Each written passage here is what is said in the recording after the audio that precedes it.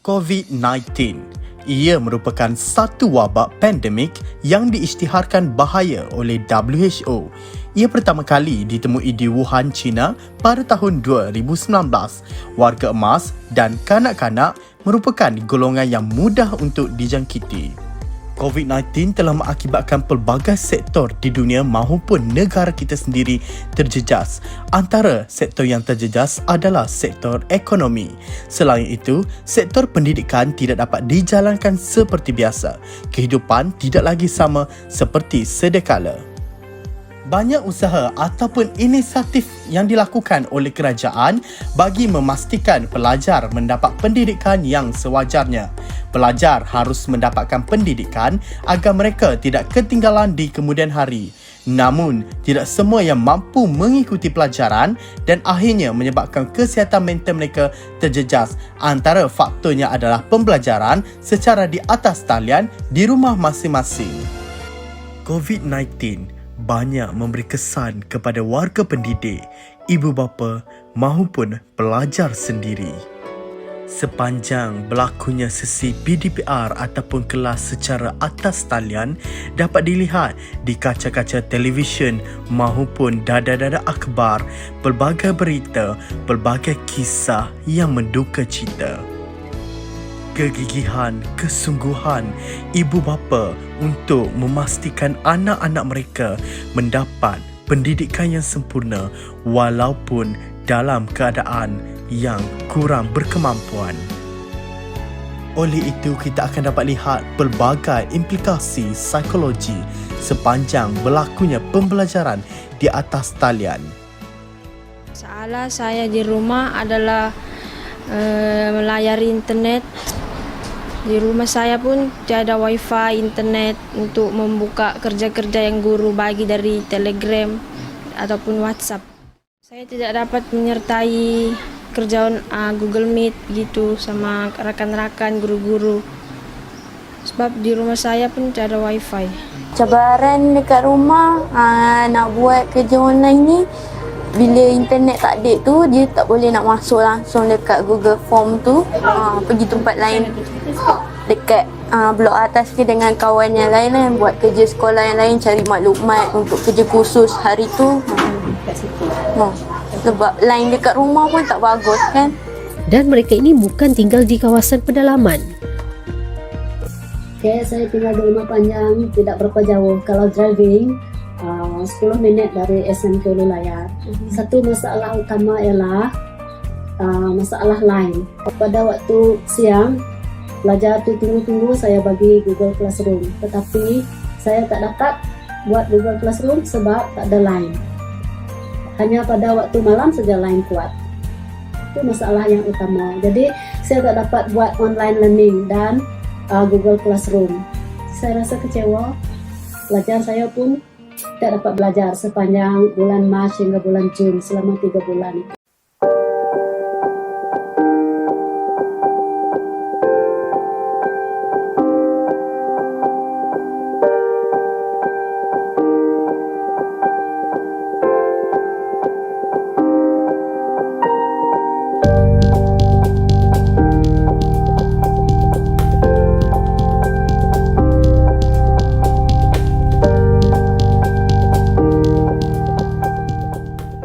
Bagi saya, kepada semua guru-guru, saya tak nak cakap macam mana saya buat, tapi saya boleh katakan satu ayat pendek kepada semua guru yang ada di luar sana ialah adaptasi terhadap apa yang sedang ada sekarang ni. Betul, semua orang sekarang ni ada dia punya peranan masing-masing dan sepatutnya semua orang tengah mainkan peranan yang betul lah. Di mana sekarang ni Dr. Uzairi akui sukar mengajar dalam talian. Beliau mengatakan ketika awal PKP dahulu, beliau rasa ingin lari dari membuat video dan juga mengajar online melalui Zoom misalnya. Hal ini kerana beliau berasa janggal dan tidak selesa mengajar di atas talian. Walau bagaimanapun, beliau cuba untuk melawan perasaan tersebut bagi membantu guru-guru lain mendidik para pelajar. Beliau juga sedia maklum bahawa kebanyakan pelajar sekarang mengalami kesihatan mental yang tidak berapa elok atas faktor pembelajaran online di rumah. Oleh itu, beliau mengatakan di sini ibu bapa juga turut memainkan peranan untuk membantu anak tersebut dengan menyediakan peranti yang sesuai bagi memudahkan sesi pembelajaran mereka di atas talian, dan juga ibu bapa perlu peka dan prihatin dengan menguruskan tahap mental anak. Nurlida Halida Muhammad Azmi, 20 tahun, yang mana merupakan penuntut Pusat Perubatan Universiti Malaya PPUM dari Kampung Bukit Petai 7, menjawab soalan peperiksaan di bawah kemah yang berada di atas bukit, yang mana kemah tersebut telah dibina oleh ayahnya berbalutkan plastik putih untuk berlindung. Hal ini kerana, menurut beliau, kampungnya memang dikenali dengan masalah liputan jalur lebar internet yang kurang memuaskan, sehingga sangat menyukarkan penuntut.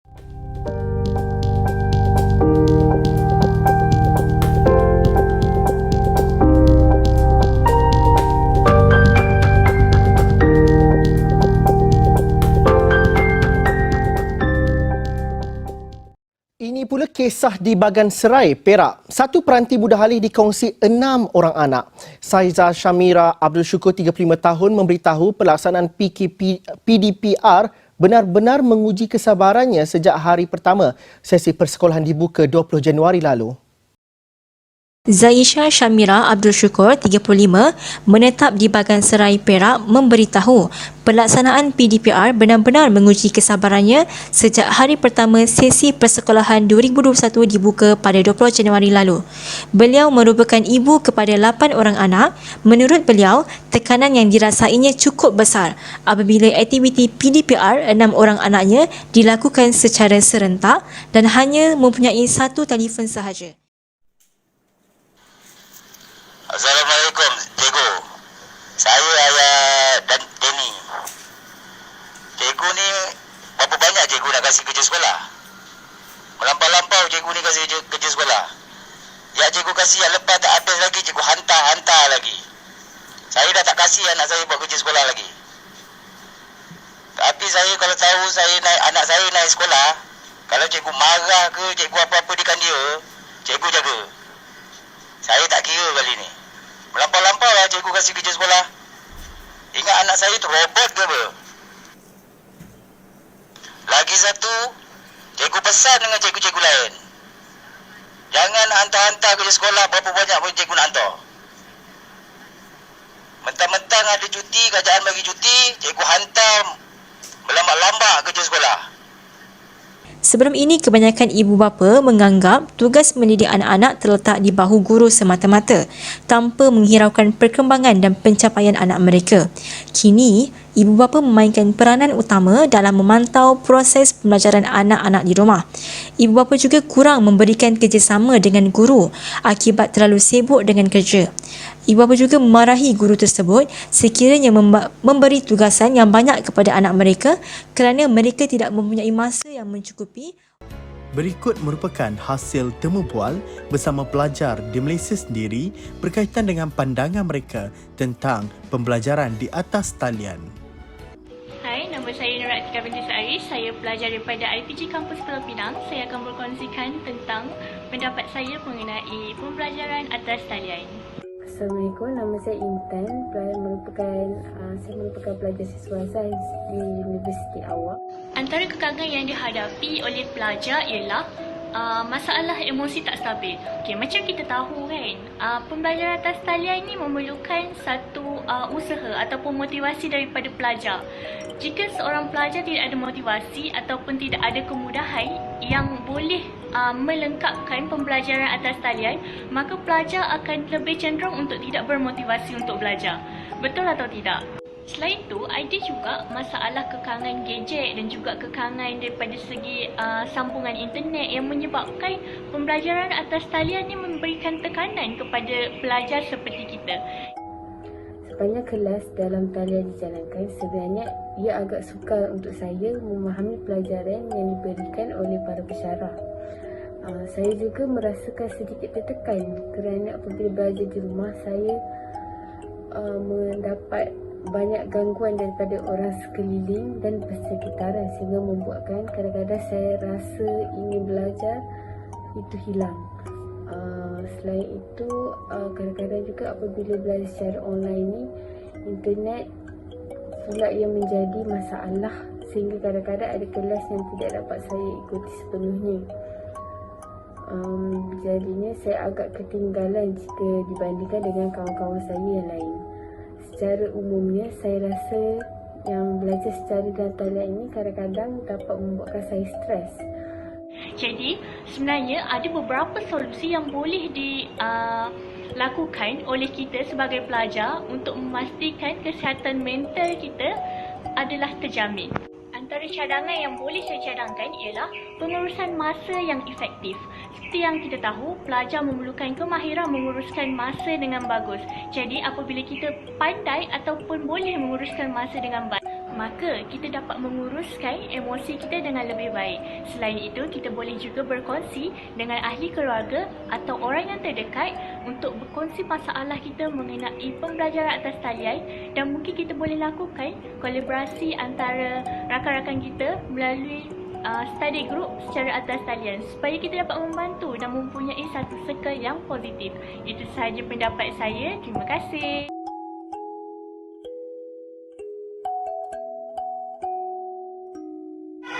Sepanjang negara kita yang ada wabak COVID-19 ni, dari segi kesihatan, alhamdulillah.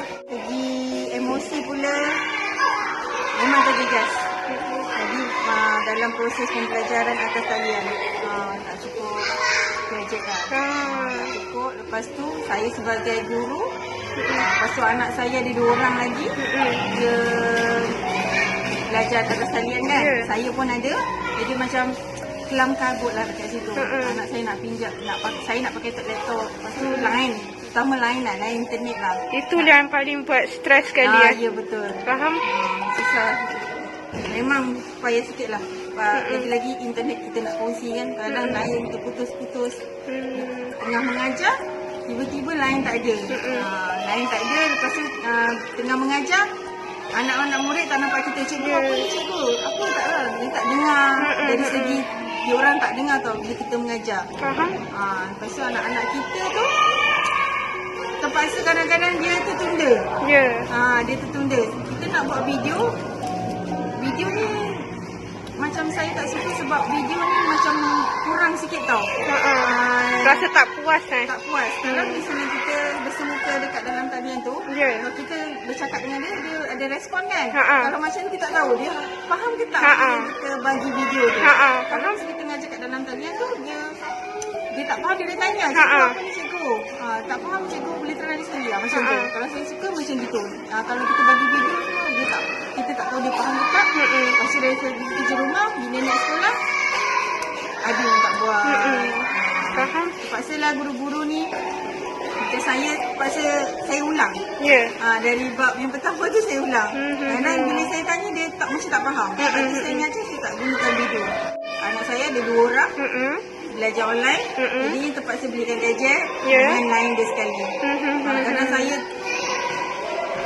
ada, anak saya 3 dah ada.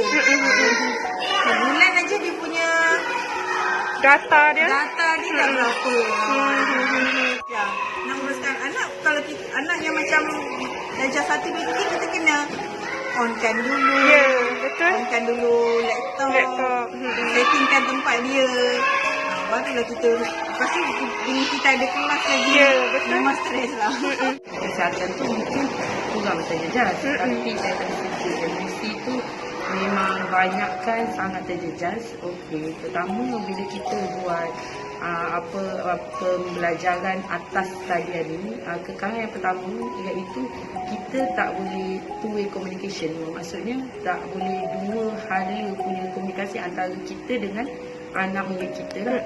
Jadi penyampaian kita punya pembelajaran agak kurang sampai. Okey, itu yang pertama lah. Okey, yang keduanya pula daripada segi kalau kita gunakan pendidikan atas talian ni, okey, iaitu masalah internet.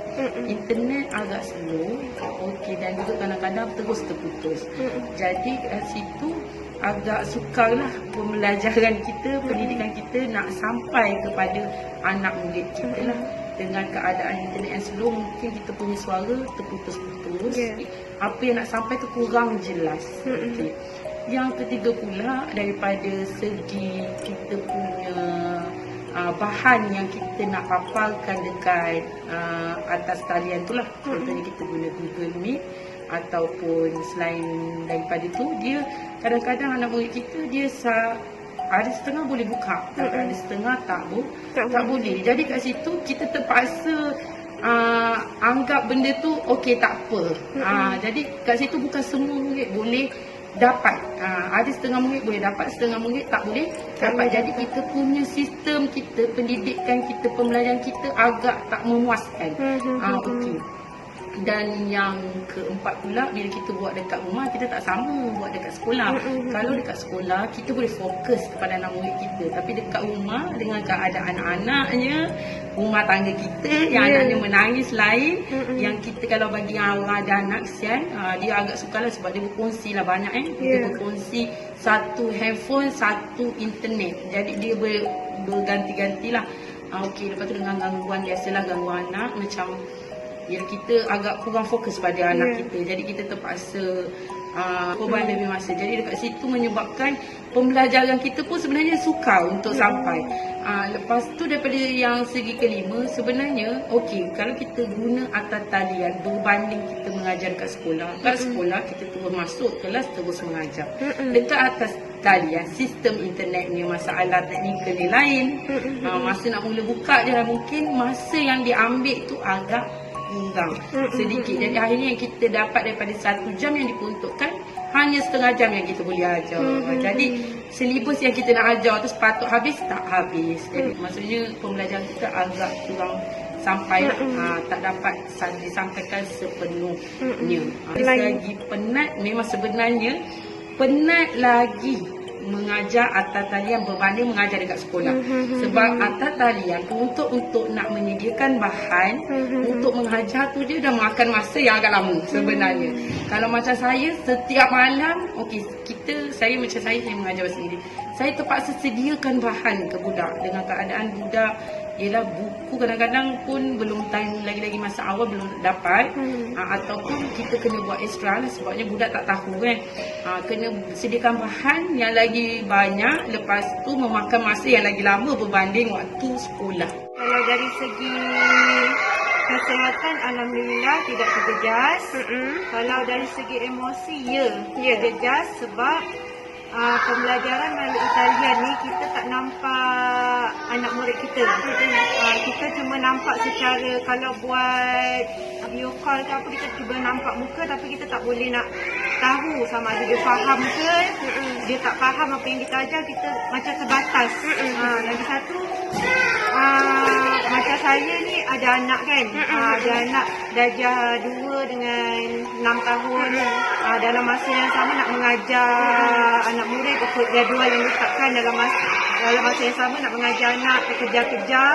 Lagi satu, line internet, Google Meet dengan anak-anak, tak semua anak-anak masuk. Kadang-kadang tak sampai separuh pun yang join Google Meet tu. Jadi dari situ kita macam mana nak buat kelas 2 kali ke, macam jadi cikgu macam stres jugalah nak menghadirkan cara dan kaedah yang betul yang biar semua murid dapat. Lagi satu, kalau murid-murid yang sangat lemah pun susah kalau kita buat secara atas talian. Kalau macam dalam kelas, kita boleh tunjuk dia, boleh lebih kepada personal touch tau. Boleh ni okey faham tak, kita boleh tunjuk dia, boleh pegang tangan dia, boleh tuliskan ke apa kan. Tapi kalau macam melalui talian, macam tertinggal pelajaran. Lagi satu, pada segi emosi tu, cikgu ni memang bukan saya seorang lah rasa semua cikgu agak stres, agak penat memikirkan cara untuk mengajar, penat memikirkan cara untuk nak bagi murid faham. Kadang-kadang kita terpaksa, guru-guru kat sini, guru-guru kat luar pun kadang terpaksa buat kelas malam. Sebab kalau malam, kadang-kadang kekangan daripada mak ayah yang bekerja. Waktu siang mak ayah bekerja, macam mana kalau yang anak-anak tahun 1, 2 tu, dia perlukan family tau. Kalau yang tak ada mak ayah kerja, siapa yang nak tunjuk mereka kan? Ya, betul. Jadi cikgu kadang terpaksa buat kelas malam, cikgu kadang terpaksa buat kelas pagi dan malam dua kali. Sebenarnya lebih seronok kalau berhadapan. Lagi satu kalau kelas online ni, dia macam nak ngajar tu macam lambat tau. Dia silibus pun lambat. Sebab tu ada certain cikgu yang macam dia tak ikut silibus sangat. Maksudnya dia pendekkan silibus. Sepanjang pembelajaran dari saya, kenafikan yang ada berlaku juga lah rasa emosi tu. Sebab apa? Pertama sekali, kita berhadapan dengan norma baru. Yang mana bukan sekadar bila kita online tu bukan sekadar pelajar je, bukan kita ajar dengan bapak budak sekali kita ajar. Yang kedua, kadang-kadang budak tak mute. Jadi kadang-kadang tu nak ajar tu bising kan, dia tengah budak. Ada budak yang tak faham, kadang kita mengajar kan, budak tak faham pun apa yang kita sampaikan. Kadang-kadang kita sendiri yang termute kita. Jadi dah sampailah benda tu. Kadang-kadang ada juga kita dah nak tutup dah, nak habis. Ada budak yang baru masuk. Jadi kita ulang balik.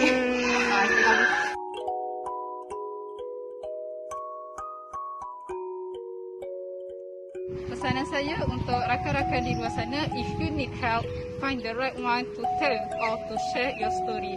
Please, don't let your soul feel empty and jangan biarkan rasa bersendirian. Kami ada bersama anda. Nasihat saya untuk rakyat Malaysia di luar sana, jaga kesihatan, jaga diri, jaga kesihatan mental. Sekiranya rasa macam stres ke, ambil masa, riliskan diri sendiri, jauhi perkara-perkara yang boleh merosakkan dunia lah. Harapan saya kepada rakyat Malaysia adalah kita jaga SOP, pakai mask, sapu tangan, guna hand sanitizer, tidak ikut SOP yang ditetapkan. Dan bagi mereka yang mengalami masalah kesihatan ataupun stres, tekanan, mental health, sila berjumpa kepada orang yang sepatutnya ataupun pergi berjumpa kepada doktor untuk mengikuti rawatan susulan.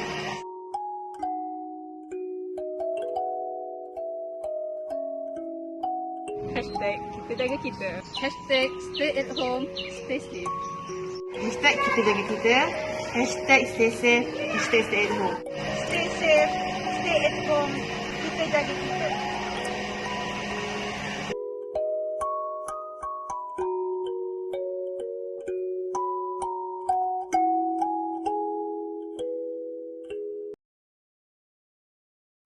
You raise me up so I can't stand on mountains.